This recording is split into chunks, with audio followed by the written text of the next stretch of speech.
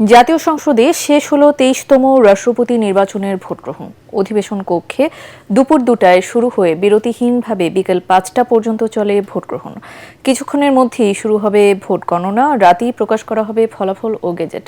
শুক্রবার বঙ্গভবনে শপথ নেবেন নির্বাচিত নতুন রাষ্ট্রপতি। এর আগে দীর্ঘ ৩৫ বছর পর উৎসবমুখর পরিবেশে জাতীয় সংসদের অধিবেশন কক্ষে ভোট গ্রহণ কার্যক্রম শুরু করেন রিটার্নিং কর্মকর্তা ও প্রধান নির্বাচন কমিশনার এএমএম নাসির উদ্দিন। প্রথমে ভোট দেন ভারপ্রাপ্ত রাষ্ট্রপতি হাফিজউদ্দিন আহমদ ও ভারপ্রাপ্ত স্পিকার কায়সার কামাল। এরপর বিএনপির প্রার্থী মির্জা ফখরুল ইসলাম আলমগীরকে সাথে নিয়ে ভোট দেন সংসদ নেতা ও প্রধানমন্ত্রী তারেক রহমান। পরে নিজের ভোট প্রদান করেন মির্জা ফখরুল।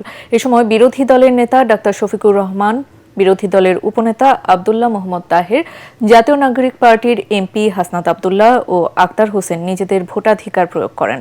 তবে সংসদ সদস্য না হওয়ায় ভোট দিতে পারেননি ১১ দলীয় ঐক্যের প্রার্থী কর্নেল অলি আহমদ।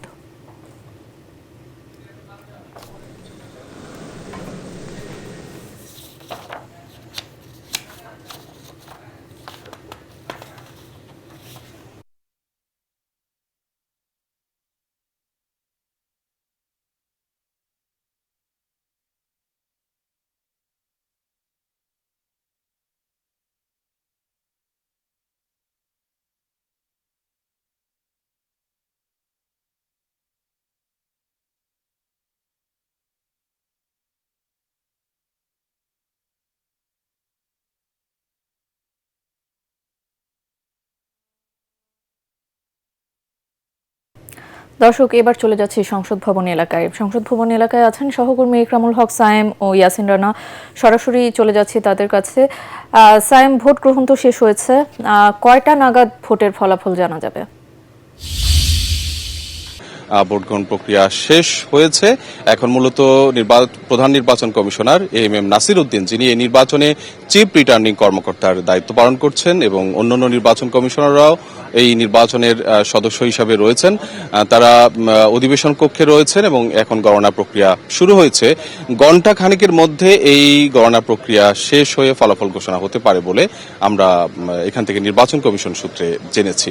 আর আপনি জানেন যে ৩৪৯ জন সংসদ সদস্য, সংরক্ষিত এবং সাধারণ সদস্য মিলে ৩৪৯ জন সংসদ সদস্য এই নির্বাচনে তাদের ভোটাধিকার প্রয়োগ করার কথা।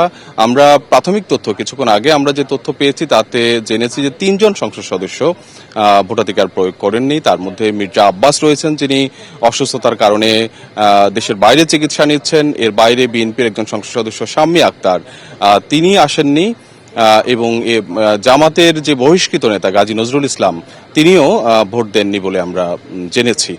প্রাথমিক তথ্য মতে কিছুক্ষণ আগে আমাদের কাছে এই তথ্য ছিল। এর মধ্যে হয়তো তারা এসেছেন কিনা, একজন যদিও বিদেশে রয়েছেন, বাকি দুজন এর মধ্যে এসেছেন কিনা আমরা জানি না। তবে কিছুক্ষণ আগের তথ্য অনুযায়ী এই ৩ জনের ভোটাধিকার ছাড়া বাকিরা তাদের ভোটাধিকার প্রয়োগ করেছেন।